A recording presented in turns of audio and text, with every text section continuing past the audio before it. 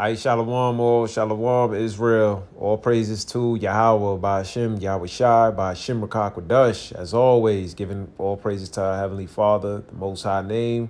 Yahweh interprets that He is to be, He exists, He is in all. By Hashem, in the name, in the Hebrew tongue. Yahweh Shai is who the world ignorantly called Jesus Christ. He is the deliverer, He is the Savior unto His people, who are the Israelites, those who are scattered abroad across the four winds. All right, by Hashem Kakwadash, in the name of the Holy Spirit that is with us and upon us in these last days. Double honors to the apostles of GMS, who the Lord set up to be the teachers and the leaders of our people. Salutations to those who are doing this work and living in His truth and sincerity, day in and day out. All right. I'm Yalakmar off in the Shepherd of Berea camp. All right. And the Most High is rebuilding the tabernacles of David. So what we're getting into right now is this called the rite of passage. Now let's look into this definition as a rite of passage, because we want to understand what's going on with our lives in these last times with these heavy mandates and these situations where they're exiling you out of this society. Is really nothing new. I want to bring up key topics, but I'm going to stick with one story. All right. I may jump around from precept to precept, how this, as the spirit, moves. But I want to think of these things, and brothers could look into these stories themselves as well. If I don't get into all of them, I want you to think about the story of the Maccabees. OK, the rites of passage. They was being pushed out of that city. All right. Where they once dwelled in. Abraham, the rites of passage. The Most High pushed them out of their land of Mesopotamia. OK. Jacob, he was pushed out of an area. All right. During the time of Moses, the Israelites was being pushed out of Egypt. All right. And I really want to get into the story of King David, whom the Most High had Saul persecute and push him out of the area. But these persecutions are not new. Yahweh Shai, they persecuted the Lord, and the Lord was pretty much had no place of rest. So these stories is really for our learning, as it says in Romans 15:4. Let me actually start off with that. And I'm probably going to jump down to, I don't want to forget, you know what? I mean, second Esdras, the 7th chapter. If I forget, y'all brothers could go into precepts and, reread them or, do own videos. But Romans 15:4 says, for whatsoever things were written aforetime were written for our learning, that we through patience and comfort of the scriptures might have hope. So this is supposed to give us patience because we are going to suffer, right? The same situations that other righteous men suffered. And it's supposed to comfort us, okay, knowing that what these men were delivered and that we're not going through this by our own, just because you're going through a situation, understand that it ain't because of, I messed up. Or no, you being put through a situation that the Lord put you through. You can't put that on yourself. I should have did this or did that. No, this is the Most High putting you through a situation, okay? And that you getting all this, that you might have hope, all right? So I want to keep going. It says, now the God of patience and consolation grant you to be like-minded one toward another according to Yahweh Shai Mashiach. All right. And this is making us all be of the same mind. All right. Because everybody knows, what's going on in these last days. And they're going to be like-minded, one toward another according to Yahweh Shai Mashiach. And his doctrine, understanding what's going on, and knowing that we're going to have to move together as one body. So that was really the start of the house of David, all right, which is the rites of passage. Let's read rites of passage. The rites of passage is a ceremony or ritual of the passage which occurs when an individual leaves one group to enter another. It involves a significant change of status in society. So they have to leave one group in order to enter another. So you have to actually leave something behind, and then in order to gain something else. This is what the Most High have designed these things to be. And as you look at life, that's actually what life is. The baby leaves out of his mother's womb to now stand on its own. Then it eventually leaves out of the parent's house. So thus the bird, he flies out of the nest and he goes his own. So the process of this spiritual or detaching from the society, because it is it's becoming where you're going to be a child of God or a man of the Lord, right? And right now we have been being fed by the face of the serpent as the scriptures and being fed by the society, in different ways. But right now, the elect is going to be put on his rites of passage. Isaiah 10:20, and it shall come to pass in that day that the remnant of Israel, such as are escaped of the house of Jacob, shall no more again stay upon him that smite them, but shall stay upon the Lord, the Holy One of Israel, in truth. The remnant shall return, even the remnant of Jacob, unto the mighty God. So what that scripture is really pursuing to is the one who smote them is the one where they were in captivity. We were brought here in captivity. Let's not forget that, okay? And now the Most High we're no longer going to stay upon them because the Most High is forcing their hand. You have to understand that as well, all right? And these scriptures give us that understanding. It's not really him doing anything, or these mandates and these different situations is coming through their mindset. Is the Most High who's putting the spirit on them to do these things. All right. And that's because the Most High is putting his chosen, his elect, through a rites of passage. All right. Their status will soon be changed. All right. It says at their most basic, all rites of passage are characterized by three distinct phrases: separation, leaving the familiar. So what the first thing that's going to happen is you're being separated. During the time of the Maccabees, they were being separated. During the time of King David, the house of David being separated. That's why it became the house of David, the house of Saul. All right. During the time of Yahushua was the separation, the Pharisees, from now the Lord dealing with the Gentiles and those, believing in him. Those, pretty much those separating from just saying the law of Moses, which was important, but now we needed a savior, Yahushua. Okay, so it was separations always going on. Moses, during the time of the Passover, they were literally separating from out of Egypt. Abraham, he was separating from out of his family was familiar in the land of Mesopotamia. And all throughout these separations, it was only a very few individuals that actually separated and stayed on the course. And that really is all the Most High is looking for, is a very few. And this is a real live movie in motion. That's what it really is. All right. So it says separation, leaving the familiar. The next one is transition. A transition is a time of testing, learning, and growth. So as you're making this transition, all right, it is testing your patience. It is you're learning. Okay, because you're gonna make, you're going through something that you've never been through before. So it's testing your patience, it's testing your, your faith, is putting you to a test. But now you're learning things because you're experiencing something that you haven't. You left something familiar that you experienced. Now you're experiencing something new, and you're learning you're growing.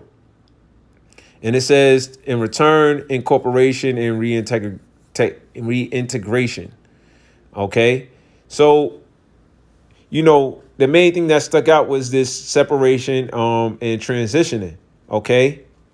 So, and then, when people see you, or such as return, not saying, you're going to return back to your old ways, but now when people see you or return, or, even when the whole full change, when brothers get, because, hey, man, there's going to be a big change where you're going to have elect get beamed up and fully changed, and they see you in your complete state, hey, when they believe Yahweh shall just be the carpenter summer. When he returns, they're gonna see him in a whole new light. Everybody, man, this was not just the carpenter's son. Even when the Lord came back from when he was crucified. All right, people believed like, oh snap, that was the son of Yahweh, that was the son of God. You see, so it goes through these processes. All right, and then people could see you for what you are, what you truly were meant to be seen for. All right. You see that caterpillar, people are, man, yeah, that's just that caterpillar. No, but then when he changed and he goes through this process, as he turned into that butterfly and returned, they're like, wow, he really was this butterfly the whole time, But without further ado, I just want to go now into this little article right here. And what I'm going to do is I'm just going to grab these precepts. All right. But I really wanted to get into this. All right. The spirit was moving me because, It's a story that just came that the Spirit was just saying to jump into. All right, now I'm gonna just read it. It says, "Put yourself in David's sandals for a moment. The king whom David honors seeks to kill him." All right, now I want you, we putting ourselves in King David's shoes, but also in the society that we in, you honor, you respect, the people and the job, the things that you put into, right? But now what you've been respecting and laboring for is now seeking to, exile you, to terminate you, to put you out, right? It says Saul will stop at nothing, even at sacred boundaries. All right. When David seeks sanctuary with Israel's revered prophet Samuel, Saul no longer fears God except for God's intervention. Saul would have killed David in Samuel's very home. And it goes to, let's actually go there. Some of these precepts, it says 19, 18 through 24 now. This is will be First Samuel's. All right. So let's go there. Probably not grab all. I'm probably not gonna grab all these precepts. I just want to get a main focus point, But we see how the Spirit go. First Samuel's 19, chapter 19, 18 to 24. So it says, First Samuel chapter 19, verse 17. And Saul said unto Micaiah, why hast thou deceived me so, and sent away my enemy that he is escaped? And Micaiah answered Saul, he said unto me, let me go. Why should I kill thee? So David fled and escaped and came to Samuel to Ramah and told him all that Saul had done to him. And he and Samuel went and dwelled in Naioth.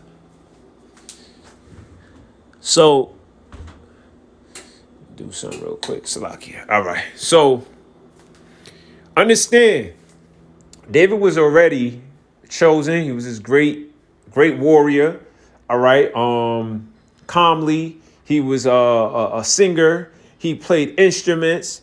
Saul loved him, but, Saul had got an evil spirit from the Most High. Now, I just want to let you know, David was of a high value. He was this righteous man, but yet he was being put under a persecution. So this was David going through his rites of passage. So once again, it's not anything that David necessarily did wrong. All right. It's just what was going to be part of David's transitioning and him being put through tests and going through, becoming a king, so the processes we're going through, it actually is bringing you to a higher elite status. All right. But nevertheless, King David felt scared. So don't think you're not supposed to feel scared. King David felt scared. King David, cried to the Lord a lot. All right. And that's what it should, make you do. It built this personal relationship with him and Yahweh Hashem Yahushua even more. That's what it really necessarily did. Okay. And also, when you think about it, King David was as a pilgrim. All right. Now, the scriptures say we shall be as pilgrims. So King David couldn't, look, he's running from house to house. He's running over here. He's running over there. He had to leave some of his wives. One of his wives follow him. Like he had to really put on a move. All right. I want to get some parts because there was other parts where, only a small people followed him and they ended up losing their kids and their children. They was looking at David like, yo, this dude is, he's causing us to suffer pain. So, and I say that because this journey we taking, others that follow you, it's going to happen where the spirits is going to jump on them, where they're going to suffer a lot and look at you as the reason cause. And King David had to really, but the Lord delivered them eventually. The Lord delivered them eventually, got their kids back or whatever the stuff they took. I want to get these stories, but nevertheless, the Spirit's just moving me to mention them. But I just sit down and, as we think about this, because the scriptures written for our learning, we have to be able to stomach and have understanding with that and not be caught up with it. But King David went through a lot. He went through a lot. So it says, and Saul said unto I read that part, and they dwelt in Naioth. All right. This is where Samuel is, a place in Palestine. All right. So it says, and it was told to Saul, saying, behold, David is at Naioth in Ramah. And Saul sent messengers to David, and when they saw the company of the prophets prophesying, and Samuel standing as appointed over them, the Spirit of God was upon the messengers of Saul, and they also prophesied. So these are miracles that was happening. These guys were going to send to spy on someone, and then they ended up prophesying, being caught up in the spirit. These are different things that the Most High have done, different miracles that the Most High have done. And these guys are coming to actually figure out to have David taken out. But they ended up joining and prophesying. You know, that is funny because, you know, a lot of the situations with David, the enemies helped. Even when he was persecuted by his son, you had the enemies who gave David beds and corn and stuff like that. So, more or less, what I'm saying is that, hey, these situations, right, that we're going through, nevertheless, you know, are being repeated. Okay, so it says, and Saul sent messages to David, and when they saw the company of the prophet prophesying and Samuel standing as appointed over them, the Spirit of God was upon the messengers of Saul, and they also prophesied. And when it was told Saul, he sent other messages, and they prophesied likewise. And Saul sent messages again a third time, and they prophesied also. Then went he also to Ramah and came to a great well that is in Shechor, and he asked and said, where are Samuel and David? And one said, behold, they be at Naioth in Ramah. And he went thither to Naioth in Ramah, and the Spirit of God was upon him also. And he went on and prophesied until he came to Naioth in Ramah. And he stripped off his clothes also and prophesied before Samuel in a like manner, and laid down naked all day and all that night. Wherefore they say is Saul also among the prophets. So look at that. The Most High can actually put, you know, he gonna take. These are the different things that the Lord did for David. You see, because it was out of David's hand to go against, you know, war against. It's out of our hand to war against this system. You know, the most we could do is just stand on our laws that we believe in, that the Lord said for us to do. But we can't war against the system and fight, man. We're gonna fight back. Nah, we can't. So we really gonna have to trust in the process of the Lord, and the Lord will have to deliver us. All right. Now it says Jonathan, his dearest friend, could no longer associate with him. In fact, David's very presence put others, it should be at danger as well as we'll soon see. So let's go there now. All right, because now this is a process where, you know, Biggie would say, "I'll make it hot for where dudes won't stand next to you," and that's really what Esau is doing. You know. This whole jab thing is making it hot where people don't want to stand next to you. Oh, yeah, you're pushing this. Oh, yeah, you're the one who didn't take it. You know, exile them. Anybody who's found around them, you could be possibly this, like this, that, and the third. Or you can't work at this situation, and so on and so forth. All right. Where people don't even want to follow or be around you. And that's just really the line that the Most High is drawing.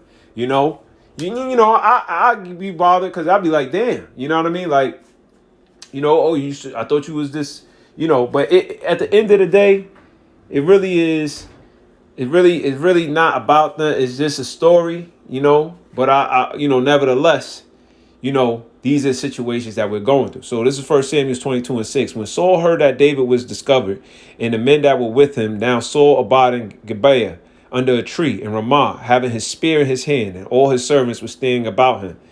Then Saul said unto his servants that stood about him, hear now, ye Benjamites, will the son of Jesse give every one of you fields and vineyards, and make you all captains of thousands and captains of hundreds, that all of you have conspired against me? And there is none that showeth me that my son have made a league with the son of Jesse. And there is none of you that is sorry for me, or showeth unto me that my son have stirred up my servant against me to lie in wait as at this day.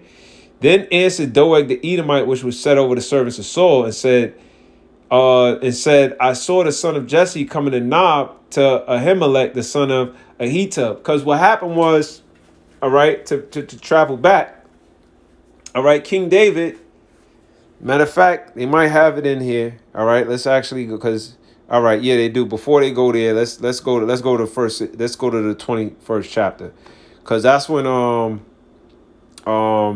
David came running into the priest. This is David on the run, God, everybody. This is David, This is King David. I really want to stress that point, because sometimes we don't understand that this is a king who's going to be, we always say the house of David. He's right underneath Yahweh. He's going to be that governor right underneath it. And he's going through this. So how much more us? You know, how much more us?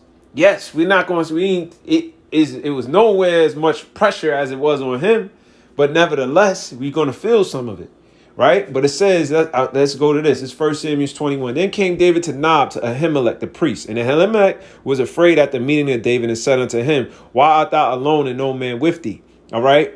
Now, Ahimelech wasn't sure what was going on with King David. Just like a lot of people, when we transitioning, people don't see you for a while, they're going to be unsure because, you just kind of like this vagabond, so to speak, and King David was also, have in mind, was a warrior for Saul, so nobody, it was just a lot going on. You didn't know the reasoning of what King David was there, but you knew King David was a warrior. All right. And it was just like out of place, So it says, verse 2, and David said unto him, like the priest, the king have commanded me a business and have said unto me, let no man know anything of the business whereby I send thee. So King David became skillful with supplanting. And this is something that you can't be cut and dry in these things. He had to maneuver a certain way. Now at the same time, this is I want to say this too. King David was no thief. King David was wasn't, so to speak, on like what I'm trying to get at is that although he was put in his hot seat, King David didn't do no wild crazy stuff, but at the same time, King David did use he had to use wisdom on the fly, if that makes sense. He was like water. He came and supplanted the priest. Technically, he lied to the priest. All right. He did bear false witness, but at the same time, OK, that was justified because it more or less. See, and this is where it gets tricky with the law, but at the same time, the Most High justified that because he's being put on the run. So he had to use wisdom. He had to use wisdom. But I just want to keep reading this, right? Same thing with, and you know what? A lot of this supplanting came. What did Abraham do? Abraham lied to who? He lied to the king of Egypt. He said, "This is my sister." That wasn't his sister. That was his wife. But he supplanted. Jacob did the same. Isaac did the same thing. They had to lie. They had to. So he had to use these situations. Now I'm not saying that to do this. Okay, especially with this whole situation going on where you where you got people doing fake things. No, because that's gonna come back. That's not using wisdom. That you ain't gonna outsmart the devil with nothing like that. This is on a different type of situation. All right, and this is. Man, this is you gotta really be, the spirit just gotta be dealing with you to know, the things that can and can't. It's not a robotic situation, But anyway, I wanna go continue on. It says, let no man know anything of the business whereby I send thee, and what I have commanded thee, and I have appointed my servants to such and such a place. Now therefore, what is under thy hand? Give me 5 loaves of bread in my hand, or what there is present. And the priest answered David and said, there is no common bread under my hand, but there is hollow bread, if the young men have kept themselves at least from woman. And David answered the priest and said unto him, of a truth, women have been kept from us about these 3 days. Because King David, he's on the run. He's not dealing with women, popping females. All right. But, that was holy bread. So the holy bread pretty much was really only touched by the priest, for one.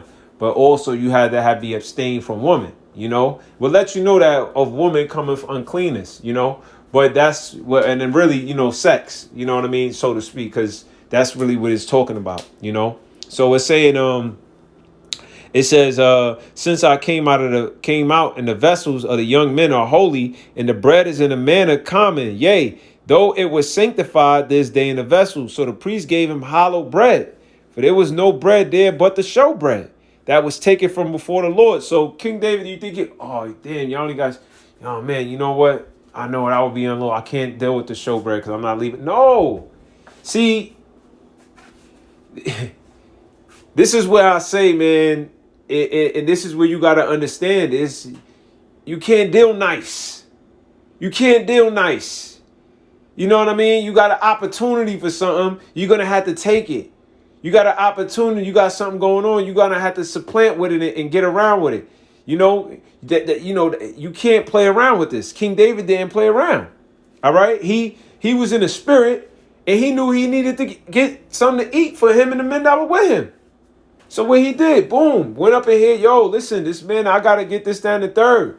You know, you could be running up with somebody who, got some, or so to speak, and it's not saying you robbing or stealing from them, but and you supplanting them. Nah, I got this person who need, this, that, and the third, and so to speak. And what happened? The person, all right, yo, here, I'm gonna do this, that, and the third, But nevertheless, at the end of the day, King David did it not just for himself, but for the men that were with him. King David wasn't even just thinking for himself. He was thinking about the ones who was following him also, So it says, I'll keep reading. It says, verse so the priest gave him hollow bread, for there was no bread but the showbread that was taken from before the Lord to put hot. Read that one. Okay. Now a certain man certain man of the service of Saul was there that day, detained before the Lord. His name was Doeg the Edomite, which we read about the 22nd verse, who's going to spill the beans to Saul, the chiefest of the herdmen that belongeth to Saul. And David said unto Ahimelech, and is there not here under thy hand a spear or a sword? Now, why was he asking for that? To defend himself, Now, in these days, we're not gathering any weapons to go ahead and defend ourselves. But nevertheless, understanding that King David knew that at the end of the day, if it happened, he would need to defend himself. And he was preparing himself, because he already knew what was at hand. All right. Now, once again, our way of preparing ourselves, what is, our mind frame, praying and fasting, and being built up with the sword of the spirit, but also knowing what's going on. We're being built up. Our minds is being built up, fortified to understand that we're going through a rites of passage as King David. We're able to look back and see what he went through and apply it and understand that, this is what we're going through. So it's understanding the Lord will deliver us. All right. We ain't going to need to fight our way out with 1,000 swords. We ain't going to need to, the Most High is going to set different ways that way he's going to deliver us. It may not be the same verbatim step by step, but the Most High is going to have a new process of how the deliverance will be. All right, and that comes with a reading. And when you read, it said being, what it says? It says being Hebrews 4:2, I think 4:3, not being mixed with faith. So you could read and hear the story, but if it's not mixed with faith, what effect does it have for you? It might have nothing. Right, but it says, and David said unto Ahimelech, right. So he said, if I have neither my sword nor my weapons with me, because the king's business required haste. So once again, King David was supplanting. All right, he wasn't there in the business on the side of Saul, obviously. Okay, because Saul's persecuting him. All right, but he needed the weapon to defend himself. Right, and it says, verse 9, and the priest said, and once again, I'm not advocating anybody grabbing weapons. I'm just reading the story, and this is what happened according to the story. All right. But this is David's going through his rites of passage. It's letting David was going through something where he was, I got to get this, get that, but at the same time, David was not found wicked for doing these things. OK. All right. So it says, and the priest said, the sword of Goliath, the Philistine, whom thou slewest in the valley of Elah, behold, it is here wrapped up in the cloth behind the ephod. If thou wilt take it. For there is no other save that here. And David said, there is none like that. Give it me. And David arose and fled that day for fear of Saul and went to Achish, the king of Gath. So what did it say? He said, King David went into a whole nother land, the king of Gath. All right. And he fled for fear of Saul. All right. So he is letting you know that this is a king, King David. He had fear as well. All right. He was put on the run as well.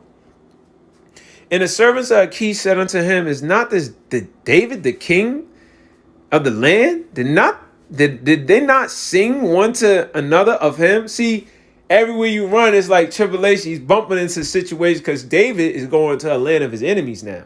Now, these are the same ones he killed. They sung songs about it. They heard that album. That's like you run into your ops. You see, Jake got these songs, these drill music songs, where they be talking about smoking on this person, this, that, and the third, such and such, such and such. And if that person who was singing that song and actually did kill one of them and they see him, they like, yo, ain't that son who made that song, about killing Boomer and such and this, that, and the third, and they did that, and you in your enemy's territory now. All right. It says to keep going. It says, and the servants of Achish said unto him, is not this David the king of the land? Did not they sing one to another of him in dances, saying, Saul have slain his thousands and David his 10,000s? And David laid up these words in his heart and was so afraid of Achish, the king of God. So David afraid, running from Saul. You run into this land, and boom, these dudes is on his top. And now David's afraid of them. So, he's putting in what I'm trying to say too. Sometimes you run to a situation and you put into another situation. And all this is being orchestrated by Yahweh Ba'Shem Yahushua. All right. But nevertheless, he's still going to get delivered. So I know it's like sometimes, and it's really like that, you could run to one mess to another. All right. But did King David do anything wrong? No, he did not do anything wrong. It was just set up in the spirit. This was his rites of passage. It says, verse 13, and he changed his behavior before them. But David, see, this is going to build up. This right here is really, you cannot be a cut and dry person. You cannot be a cut and dry person. You cannot. You better be able to, in these last days, use situated people you come across, and don't think they for nothing. You meet somebody, you may meet a rib. Hey, man, you get cool with this. You never know who's who, what the situation could be where the Most High could set it up to somebody to help you out. I don't think it's going to be cut and dry. King David, he just got help he went over there, but he got access. He got access through the Levites passing him that. Now he ran into this land. Now what the King David's about to do, he changed his behavior before them and feigned himself mad in their hands. So King David started looking like a K2 person. You know what a K2 person look like? One of them people who start bugging out, talking to themselves, waving their arms around, foaming out the mouth, right? He said he feigned himself mad in their hands and scrabbled on the doors of the gate and let his spittle fall down his bed. This is a king, man. He was spitting on himself, talking to himself, slapping around the gate, acting crazy, right? And then said Achish unto his servants, Lo, ye see this man is mad. Wherefore then have ye brought him to me? So they're like, yo, this dude is a madman. Why y'all bring me this dude? This dude's a bug out. Have I need of madmen that ye have brought this fellow to play the madman in my presence? Shall this fellow come into my house? So he's like, yo, man, why y'all bring this dude? This dude crazy. All right. So now David departed from there.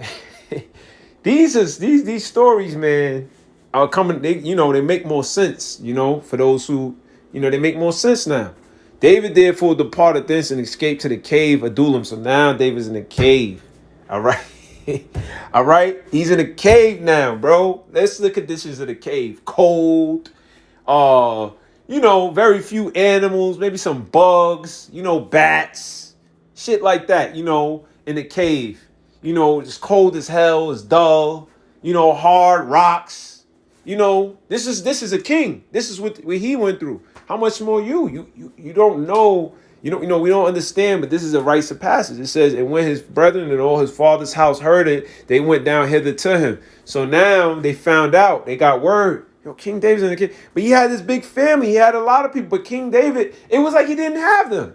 But they heard of it. All right. And everyone that was in distress and everyone that was in debt and everyone that was discontented gathered themselves unto him and became a captain over them. And there were with him about 400 men. So this is the building of the house of David. So just because he took that move, because he took that stance, and because people heard about it, they said, you know what, man, fuck this shit, man. We ain't got nothing else to lose, man. We ain't that. We jacked up. This is what's going on, man. We gonna stand by. Let's join hands and join alliances. And this is what's being formed. This was being formed in the time of Acts. Okay, this was being formed in the time of Moses. This is being formed in the time of Abraham, with him, his wife, and his cousin Lot, and so on and so forth. And they went on these journeys. This is not a new story. This happens even today with people who make their success story. They walk away and they go and they got this team. We could talk about it. You could talk about from even Cardinal Sense, Rockefeller Company, or which I watched the show with what's this guy, Master P. You know, I mean, it take that. He went there with his brother, and then he built this great empire.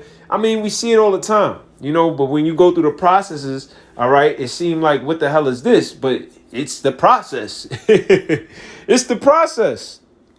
It says, all right, so all of them, everyone that was in distress, everyone that was in debt, everyone that was discontented, gathered themselves. So distress, going through it, debt, all right, discontented, they gathered themselves. So they worked together, 400 men. So you don't believe the Most High will do that again? Well, he did it back then, so why would he not? And David went thence to Mizpah of Moab, and he sent unto the king of Moab, let my father and my mother, I pray thee, come forth and be with you till I know that what God will do for me. Now he had to deal with a whole nother set of enemies, all right? Because he's being persecuted by his own. It says Moab. And he brought them before the king of Moab, and they dwelt with him all the while that David was in the hole. And the prophet Gad said unto David, abide not in the hole, depart and get thee into the land of Judah. Then David departed and came into the forest of Hareth. So at the same time, Most High may give you visions. The Most High may put a thought in your mind. The Most High might have somebody tell you, I heard this over here. Yeah, you should go over there. Because the Most High was talking through other men. All right, said, get out that land, go over here. Boom. So now David's on another move, right? in verse 6, it says, when Saul heard that David was discovered and the men that were with him, now Saul abode in Gibeah under a tree in Ramah, having his spear in his hand, and all his servants were standing about him. Then Saul said unto his servants that stood about him, hear now, ye Benjamites. And David had to be skeptic about a lot of information because he wanted. So, but he had to still take faith. He still had to do a faith move. Thinking about it and considering it, you don't know who's who. And it could be real fucking confusing. And I'm pretty sure David went through that. You don't know who's who. Saul's probably, damn, is this nigga on the side of Saul? Did Saul get, you don't know. But he was moving off the spirit of the Lord. Because if it was meant for him, it was meant for him. If King David was going to go out, he was going to go out. But what I'm saying is that, he took a lot of leaps of faith. All right? To go into the land of his enemies. He knew that them dudes would try to kill him, if anything. But he knew at the same time, this is a move he had to make. If it's meant for me to go, and then that, I can't escape it. But this is the move I'm gonna do. I'm gonna do that off of faith. I know for sure Saul's looking for me, but I'm gonna take my chances over here. Maybe they might not discover me. So it says Benjamites, right here, ye Benjamites, will the son of Jesse give every one of you. So this is where we went, right? We started with. So Doeg the Edomite, all right. Remember, he heard in the 21st chapter, right? It says, they answered Doeg the Edomite, which was set over the servants of Saul, and said, I saw the son of Jesse coming to Nob to Ahimelech, the son of Ahitub. And he inquired of the Lord for him and gave him victuals and gave him the sword of Goliath, the Philistine. So this guy seen everything and actually, spilled the beans, right? But they didn't know, all right? They didn't know what was going on, right? It says, then the king sent to call Ahimelech the priest, the son of Ahitub, and all of his fathers, the house, the priests that were in Nob, and they came all of them to the king. And Saul said, hear now, thou son of Ahitub. And he answered, here I am, my lord. And Saul said unto him, why have you conspired against me, that thou, the son of Jesse, and that thou hast given him bread and a sword, and hast acquired a god for him, that he should rise against me to lie in wait as at this day? And Ahimelech answered the king and said, who is so faithful among all our servants as David, which is the king's son-in-law, and goeth at abiding and is honorable in our house? So, because King David had a great report. That's another thing. You have a good report, that certain shit that people would tell people would be like, nah, bro. Who's more honorable than this dude who done put in work for you and this, that, third? Nah, I don't know what you talking about, bro. What you mean? What you mean with him lying or trying to hurt you? He wouldn't try to hurt you. See, because the actions and all of the report that King David built up, it withstood even Saul, who's telling him that, which was king, right? It withstood it because he like, nah, I just can't believe that. Verse 15, did I then begin to inquire of God for him? Be it far from me, let not the king impute anything unto his servant, nor to all the house of my father, for thy servant knew nothing of all of this, less or more. So you're like, listen, I only knew King David as being righteous to you. So if you're telling me this, I have no idea from it, because everybody know that King David stood by your side. You know, he was a most high ranking servant. This is news to me. You know, this ain't been popular in Israel. You know, and the king said, "Thou shalt surely die. Ahimelech died in all thy father's house." So he actually killed the priest. So the priest was actually put to death. All right. And it wasn't King David's fault, all right? When you really go back to the story, these priests go back from Eli, and the Most High promised that the seed would they would not continue in the priesthood. These were of that lineage of Eli when that had went out, when that curse pretty much went out from the Most High. But nevertheless, at the same time, they were judged, okay, for I don't want to say that because it wasn't. It was off of the situation, the encounter, and but nevertheless, what the men did, were they wrong? No. Was King David still wrong? No. But it did hurt King David when he's gonna find out about what happened. He's gonna feel like it was his fault. But nevertheless, it really wasn't his fault. Okay, it wasn't. And there's gonna be a lot of situations where you might feel like something happened, or you did something, you got something, but this is, but it's still a righteous spirit. Okay, because you're supposed to feel that way. You're supposed to feel like, oh shit, damn man, I fucked up, man. I got oh shit. Because it's gonna make you, be more cautious, be more, responsible and things of that nature. But did King David really mess up? No, what he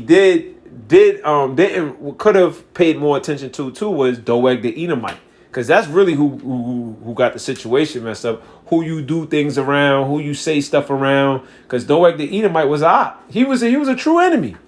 He was for Saul. He wasn't even for Saul. He was against fucking Israel anyway. So if he could call some internal shit, that's more kudos to him. He wasn't even for Saul anyway. All right? Shit. He knew that. When you really think about it, Doeg the Edomite is not Saul killing the house of Amalek. So was not he supposed to take out all the house of Amalek? Isn't Amalek part of Edom? So you think he didn't know, Doeg didn't know about that? He like, these dudes take out my whole household. So let me take out your whole household. This is true. Right? So that was the big issue. I would say the mistake was made, but it was a learning lesson, but it was really a costly one, really a costly one. And that hurt. That really did hurt. You talking about a whole, that play back in your mind, that hurt. That hurt, King. That hurt. For real. It says, and the king said unto the footmen, thou stood about him, turn and slay the priests of the Lord, because their hand also was with David, because they knew when he fled, and did not show it to me. But the servants of the king would not put forth their hand to fall upon the priests of the Lord. They're like, man, I ain't doing that. He's a priest. And the king had said to Doeg, turn down and fall upon the priest. And Doeg the Edomite turned, and he fell upon the priest. Ain't that something? Doeg was not afraid about taking out the priest, but Saul was afraid about taking out the king of Amalek. Ain't that something? You think he thought twice about that? And Saul so caught up in his bloodlust that he don't even realize that. He allowing this enemy to slay his own priest, and he was scared to slay the Amalek. And this dude did it passionately. Could you imagine Doeg's face? With pleasure, And he fell upon the priest and slew on that day 75 persons that would wear a linen ephod. Those were the priests. So, let me jump down.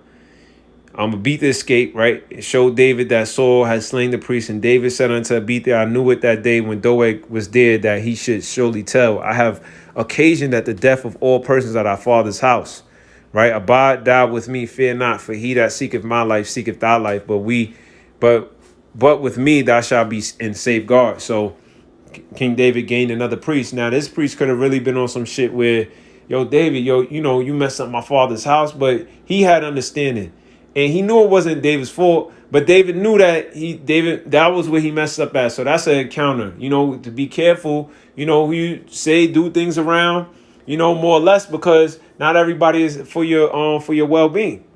All right. Now, as we just read that, still, keep in mind that these are all the different travelings, all the situations that King David was going through back to back to back.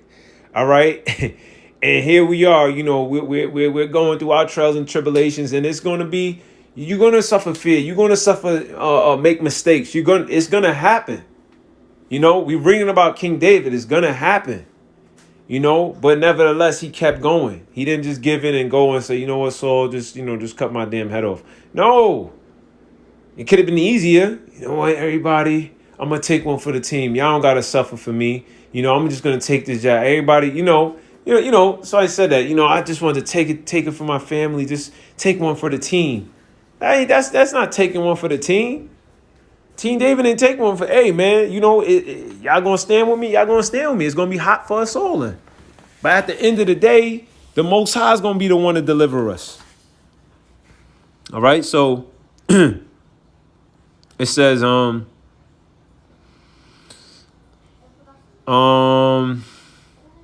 we read that he feigned insanity. All right. It says, this is what I really wanted to go into. David gathers 400 men. Did I read that? Yeah, we read that. So, but these 400 men, they lost what happened was that their kids got kidnapped and their wives got kidnapped. Let me see if I could find that one.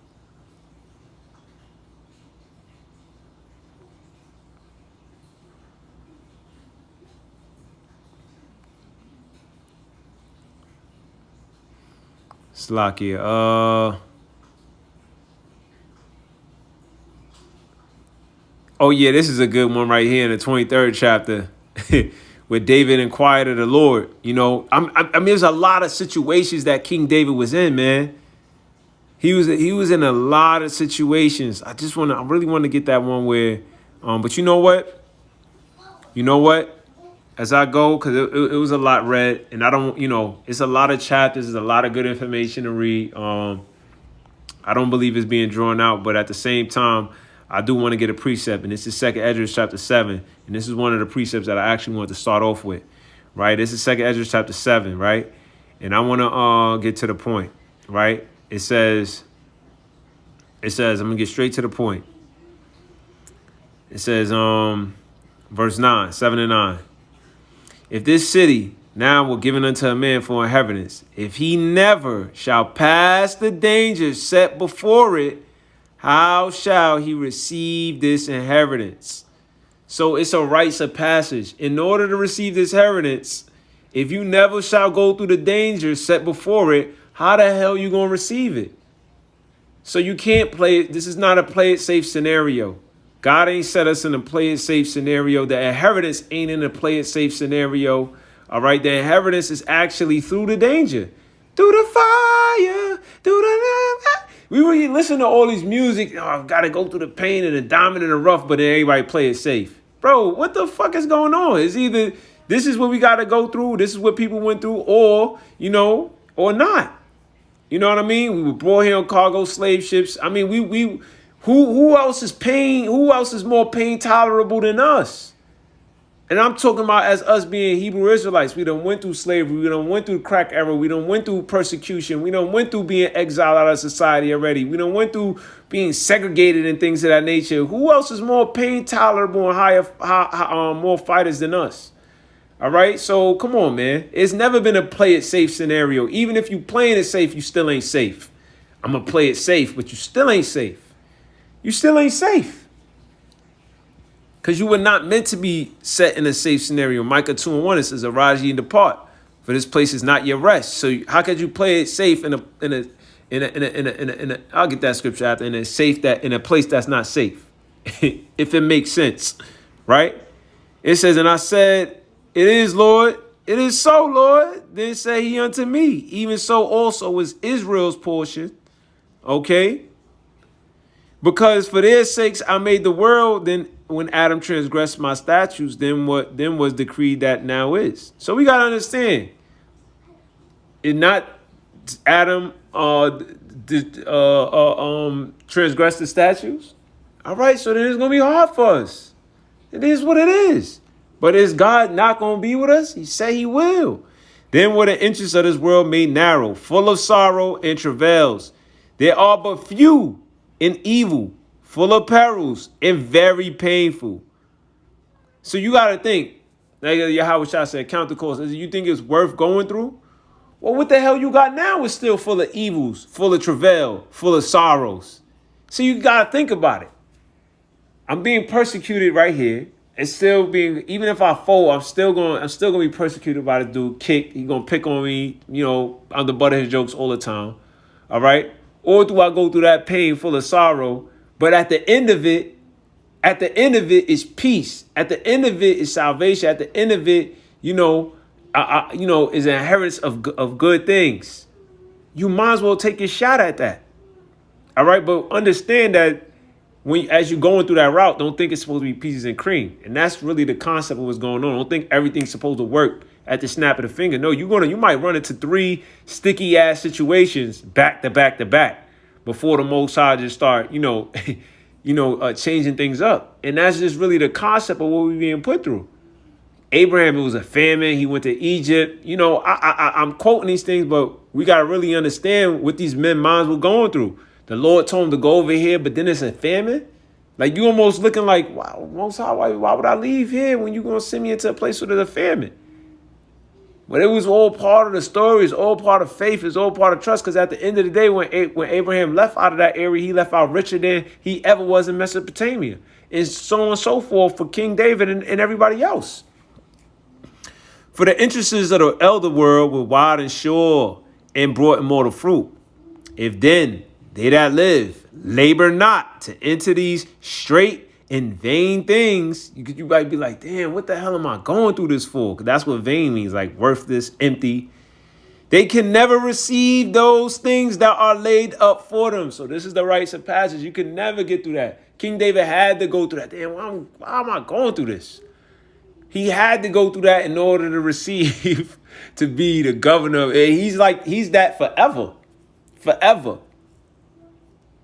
Now, therefore, why disquietest thyself, seeing thou art but a corruptible man? And why art thou moved, whereas thou art but mortal? Right? Why you troubled? You can't change the scenario. You just a man. You just got to accept it. Bite down on it. Find a team. Be right with the team. And when you're doing your thinking, you got to be thinking for the team. That's how King David, he became a captain of 400. You think he was sitting down thinking about himself? He didn't even have time to think about himself because he had 400 other people that was in distress. He had to go set up and go talk to Moab and be like, yo, hold down my family over here. And then he had to go and get showbread. And then he had to go and get this. Then he had to defend a priest. He had a lot of responsibilities, man. Outside of him being persecuted by Saul, Saul didn't really care about them, but they became hot because they started hanging with him. So they became his responsibility. David took care of the sheep. He literally was taking care of sheep. So I keep that in mind as well. As you're going through this, you're going to have people following. You cannot be in a selfish mindset. You're going to have to think and make provisions for these ones more than yourself. It's not that it's not fair. You're becoming who God wants you to be. You're becoming more God-like than anything else. The Most High makes provisions for others. The Most High can do everything self. The Most High don't have to make earth. He's good by himself. All right, but he gives. And so King David did the same thing. But with him doing that, he was still getting blessed as well.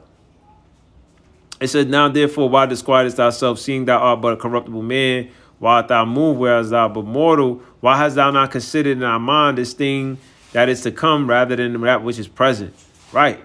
So, don't be troubled at the present time, but what's to come is, consider that. Consider what's at the end of the tunnel. Stop worrying about what we're going through now. What's at the end of the tunnel, though? And that's what you got to think. You got to always know, man, what's at the end of the goal. Yeah, you running, you feeling tired, but what's ahead at the end is a victory, the finish lane, the championship, the Olympic gold, All right. So yeah, this is in, and you know what? I should have started up more, right? Let me, brothers may have known this, but I'm gonna read this anyway. 2nd Esdras 7 and 3.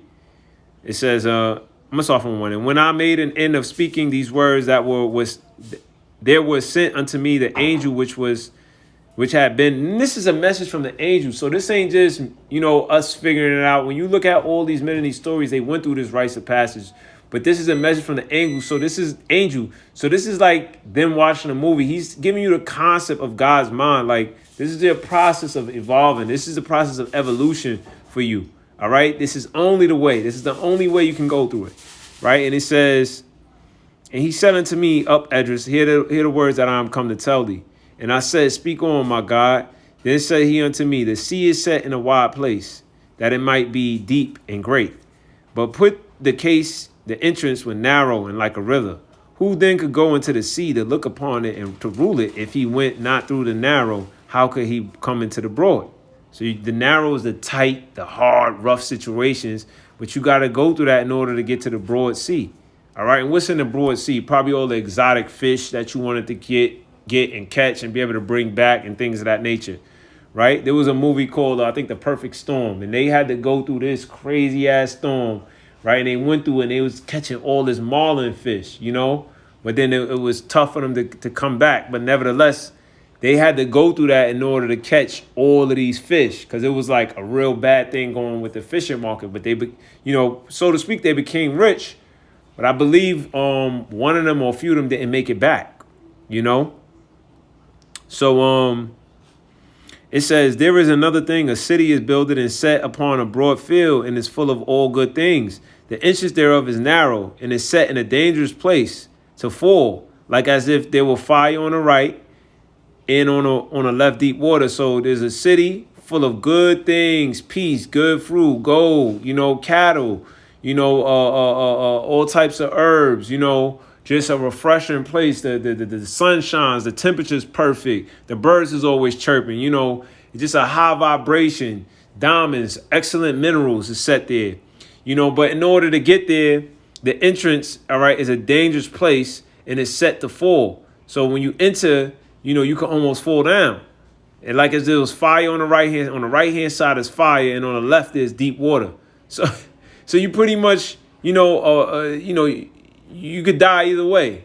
And one only path between them, even between the fire and the water, so small that there could but one man go there at once. So the thing is so tight, all right, in the path that only one person could walk there at once. And necessarily, this is the rites of passage for each man. Each person is, although we going through this together, it is a walk alone because you in your mind and you going through your space. But we have to remember that we are all going through the same process. And not only that, great men and great women before us went through the same thing. And this is what an angel came down to tell us. So he's letting you know. He's like, listen, God set up this obstacle course, bro. You got to go through this shit, bro. I'm just saying, this is what the angel's saying. This is how we said it. We made it to be like this. We made it to be like that. You got to go through it. All right. But you will make it because I'm with you. But I'm letting you know the shit's going to be, it's hard test, but you just got to go through it. And that's really what the angel is saying. Because it's somebody, why would the Most High make a place at the end that's peace, but nobody going to make it there? Obviously, somebody's going to make it there. And you gotta try. But what else is life about? Life has never been about playing it safe. You never came out safe. It's a battle for you. It's a battle for one sperm to get inside your mother. Everything is just, nothing. Nothing played it safe. The plants, the trees, that go through her. It's never playing it safe. All right. So, Lord's will. This was it's a lot more to read in Samuel's. But Lord will, this is just kind of like an insight, a faith boost at the same time. But just more or less, just let me get this Isaiah 33:6, because this to keep your mind stable to understand. So when you could think clearer, and you could just battle plan better, And it says Isaiah 33:6, and wisdom and knowledge shall be the stability of our times and the strength of salvation. All right. So the wisdom of this, the scriptures read for our learning, is going to keep you stable, all right, in these last days that we're in, all right? So where you can understand, what it is, this whole process is beyond, you ain't mad at Esau, Esau's the devil, okay? But, you understand that this is God elevating you. It's more of a personal relationship you're about to be built with the Most High. And it's more, all right, of a growth thing. All right. It's not even about anything else. All right. All right. So it says, and wisdom and knowledge shall be the stability of our times and the strength of salvation. All right. It's going to strengthen your mind to know who's going to save you. Right. The fear of the Lord is his treasure. All right. And that's your bag. All right. Understanding the fear of the Most High. All right. But let me get this as well. Because really this is all everybody's trouble, right? Jeremiah 30:7. Alas, for that day is great, so that there is none like it. It is even the time of Jacob's trouble, but he shall be saved out of it. So did the Most High say you're gonna be leaving you in a hot pit and he just gonna die there and watch you laugh? No, he said you're gonna be saved out of it. For it shall come to pass that in that day, saith the Lord of hosts, that I will break his yoke from off thy neck. Whose yoke he gonna break from off our neck? Okay, the ones who we've been serving, who we came here in cargo slave ships of slavery, and will burst our bonds, and strangers shall no more serve themselves of him. Isn't that with the whole mandate? And then now you're not losing. They're not going to serve themselves with you no more. This is prophecy. But they shall serve the Lord their God and King and David their king. Same way we went to the 400 men who followed King David and such as others who started to follow as well. All right. They serve the Lord their God and David their king, whom I will raise up unto them. So you best believe and understand that the same process is being raised up, man. All right. So, cheer up, man. We coming back into our proper power and a proper position. And it's just our rites of passage that we going through. All right. Is through turmoil and pain. This is just how the Most High set it up. Therefore, fear thou not, O my servant Jacob, saith the Lord, neither be dismayed, O Israel, for lo, I will save thee from afar. Where we at? In America's, right? Most from afar, far as America. They was in the land of Israel before, right? And I see from the land of their captivity, in captivity, and Jacob shall return and shall be in rest. All right, then we're gonna be playing this safe. And be quiet, and none shall make him afraid. Right? Ain't gonna be no mandates. Ain't gonna be like, oh, this is new. Ain't nobody gonna be making you afraid, man. Jumping about your seat, your heart beating and shit. David had to run over here. Run to this person making him afraid. Ain't none of that shit gonna be going on, man. All right. It says, for I am with thee, saith the Lord, to save thee, though I make a full end of all nations, whether I have scattered thee, yet will I not make a full end of thee, but I will correct thee in measure. And that's what's going on, and will not leave thee altogether unpunished. So call Allah, Yahweh, Bashem, Yahweh Shah, Bashem, Kakadash. Until the next time, I'll say Shalom.